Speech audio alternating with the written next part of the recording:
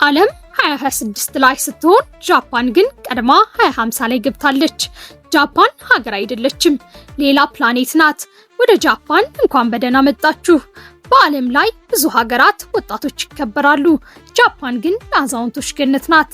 እስቲ አስቡት፣ እድሜያቸው ከ90 እስከ 100 የደረሱ አዛውንቶች እንደ ወጣት ተራራ ሲወጡ፣ አትክልት ሲኮተኩቱና በደስታ ሲጨፍሩ ማየት ምን አይነት ስሜት ይፈጥራል? ጃፓን በዓለም ላይ ረጅም እድሜ የሚኖሩ ሰዎች በብዛት የሚገኙባት ሀገር ናት። ነገር ግን ይህ ለሀገሪቱ ፈተና ነው ወይስ በረከት? ዛሬ ጃፓናውያን ሞትን ድል ከነሱባቸው ሚስጥሮች፣ ፍልስፍናዎችና የአዛውንቶች ሀገር የምትባለውን ጃፓን ድብቅ እውነታዎችን አብረን እንፈትሻለን። ቻናሉን ላይክ፣ ሰብስክራይብ በማድረግ አብራችሁን ሁኑ።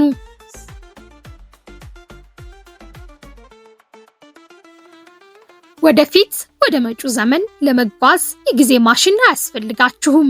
የጃፓን ቪዛ ብቻ ነው የሚያስፈልጋችሁ። ጃፓን ማለት ዓለም ገና ያልደረሰበት የቴክኖሎጂ ጣራ ላይ ያለች፣ ሮቦቶች እንደ ሰው የሚያገለግሉባትና ባቡሮች እንደ ነፋስ የሚከፉባት ልዩ ዓለም ናት። ግን ይህች ሀገር እንዴት የቴክኖሎጂ ንግስት ልትሆን ቻለች? እንዲህ ነው። ምክንያቱ ከ1945 በኋላ ጃፓን በጦርነት ክፉኛ ተመትታ ነበር።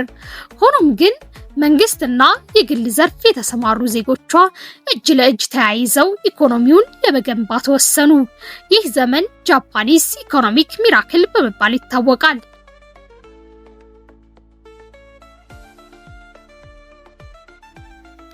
ጃፓን ትኩረቷን ከጦር መሳሪያ ወደ ኢንዱስትሪና የቴክኖሎጂ አዞረች። ጃፓን መጀመሪያ ላይ የቴክኖሎጂን ከምዕራባውያን በተለየ ደግሞ ከአሜሪካ ታስገባ ነበር። ነገር ግን ዝም ብላ ከመገልበጥ ይልቅ ቴክኖሎጂን ፈትታ በማጥናት ከቀድሞ የተሻለ ጥራት ያለውና ረጅም ጊዜ የሚቆይ አድርጋ መልሳ ትሰራው ነበር። ይህ የቴክኖሎጂ ንግስት እንድትባል ካደረጓት ጥቂት ምክንያቶች አንዱ ነው። በጃፓን ውስጥ የኪስ ቦርሳችሁን መንገድ ላይ ብትጥሉ 90% እድል አላችሁ ተመልሶ ቤታችሁ ድረስ ይመጣላችኋል። ይህች ሀገር በዓለም የተለየች የሰራችው ሮቦት ብቻ ሳይሆን የገነባችው የህዝቦቿ ስነ ምግባር ነው። ከአቶሚክ ቦምብ አመድ ተነስታ በዓለም ላይ ሁለተኛ ግዙፍ ኢኮኖሚ ካላቸው ሀገራት እስከመሆን የጃፓን ታሪክ ተራ ታሪክ ሳይሆን ተአምር ነው።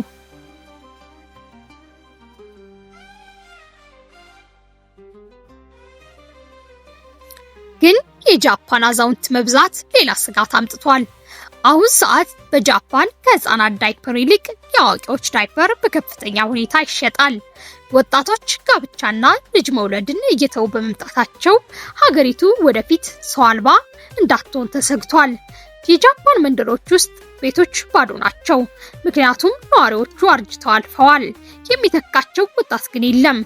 ግን ጥንቃቄ አድርጉ። በጃፓን የምናየው ሁሉም ነገር በደስታ የተሞላ አይደለም።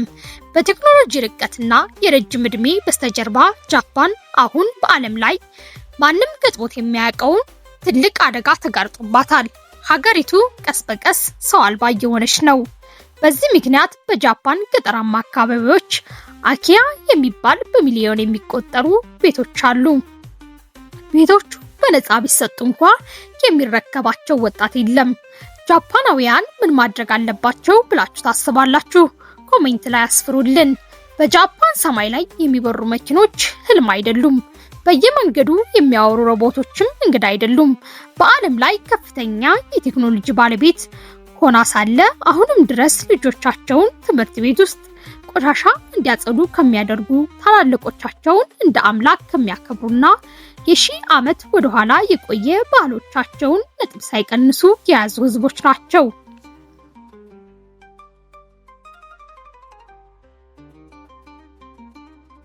አንዳንድ መንደሮች ውስጥ ያለው ብቸኛ ድምጽ የነፋስ ድምጽ ብቻ ሆኗል።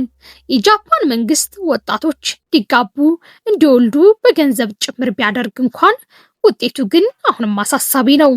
ጃፓን ወደፊት እጣ ፋንታዋ ምን ይሆን? የሮቦቶች ብቻ የሚኖርባት ሀገር ትሆን ይሆን? በጃፓን አስደናቂ እውነታዎች ውስጥ ጥቂቶቹን እንገራችሁ። ጃፓን ውስጥ ሰው መከራየት ይቻላል። አዎ፣ ሰው መከራየት ይቻላል። ጃፓን ውስጥ ብቸኝነትን ለማስቀረት በጣም የሚገርም አገልግሎት አለ። ለምሳሌ ለሰርግ የሚሆን ዘመድ፣ አብሮህ የሚጨፍር ጓደኛ ወይም እንደ አባት ሆኖ ምክር የሚሰጥህ ሰው በሰዓት መከራየት ትችላለህ። እነዚህ ተከራዮች ትክክለኛ ዘመድ መስለው ካንተ ጋር ጊዜ ያሳልፋሉ።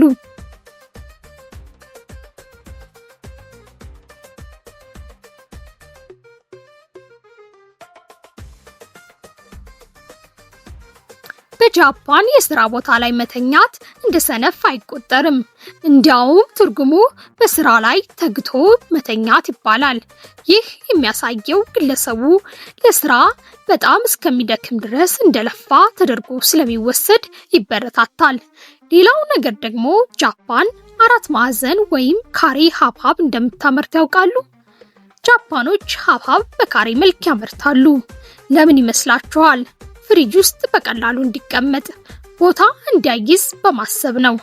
ነገር ግን እነዚህ ሀብሀቦች ለጌጥ እንጂ ለመብላት ብዙም አይሞክሩም። ዋጋውም በጣም ውድ ነው።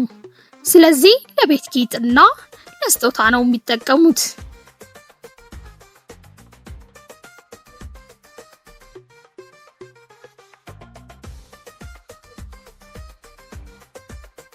ጃፓን ከሁለተኛው ከዓለም ጦርነት ፍርስራሽ ተነስታ ቴክኖሎጂውን በዓለም የገዛች ሀገር ናት።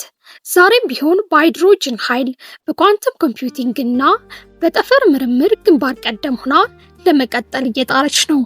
ጃፓን ቴክኖሎጂውን ለሰው ልጅ ምቾትና ለተፈጥሮ ጥበቃ ትልቅ ትምህርት ትሰጣለች። ጃፓኖች አንድ የታወቀ መመሪያ አላቸው። ሃራ ሃቺቡ ትርጉሙ ሆድህ ከ80% በላይ ሲሞላ አቁም። ይህ ማለት ከመጠን በላይ አለመመገብ ጤናማ የምግብ መፈጨት እና ለረጅም ዕድሜ ዋነኛ ቁልፍ እንደሆነ ያምናሉ። ጃፓን ምግብ ወቅታዊና ትልቅ ቦታ አለው። በወቅቱ ያልደረሰ አትክልት ወይም ፍራፍሬ አይመገቡም። እያንዳንዱ ምግብ ተፈጥሯዊ ሰዓቱ ሲደርስ የሚኖረውን ከፍተኛ ጣዕምና ቫይታሚን በአግባቡ ይጠቀማሉ።